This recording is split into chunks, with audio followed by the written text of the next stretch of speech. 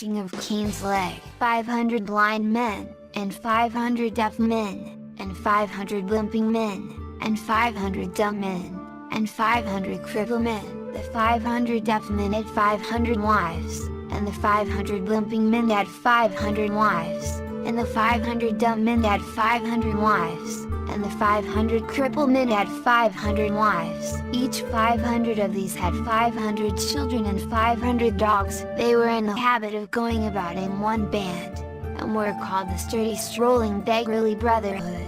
There was a knight in Erin called O'Cronizert, with whom they spent a day and a year, and they ate up all that he had, and made a poor man of him, till he had nothing left but an old tumble-down black house, and an old lame white horse. There was a king in Erin called Brian Boru, and O'Cronizert went to him for help. He cut a cudgel of great oak on the outskirts of the wood, mounted the old lame white horse, and set off at speed through and over moss and rugged ground, till he reached the king's house. When he arrived, he went on his knees to the king, and the king said to him, "What is your news, O'Cronizert?" "I have but poor news for you, king." "What poor news have you?"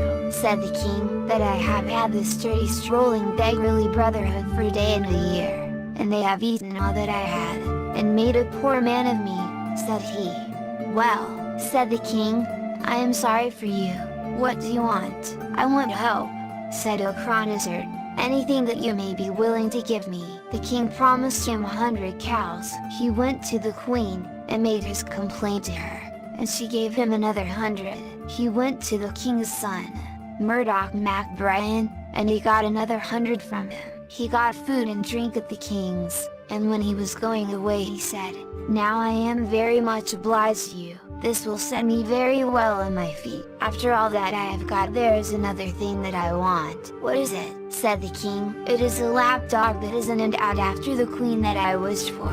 "Ha!" said the king, "it is your mightiness and pride that has caused the loss of your means, but if you become a good man you shall get this along with the rest." O'Cronizert bade the king goodbye, took the lapdog, leaped on the back of the old lame white horse, and went off at speed through wood, and over moss and rugged ground. After he had gone some distance through the wood, a roebuck leapt up and the lapdog went after it. In a moment the deer started up as a woman behind O'Cronizert, the handsomest that I had ever seen from the beginning of the universe till the end of eternity. She said to him, "Call your dog off me."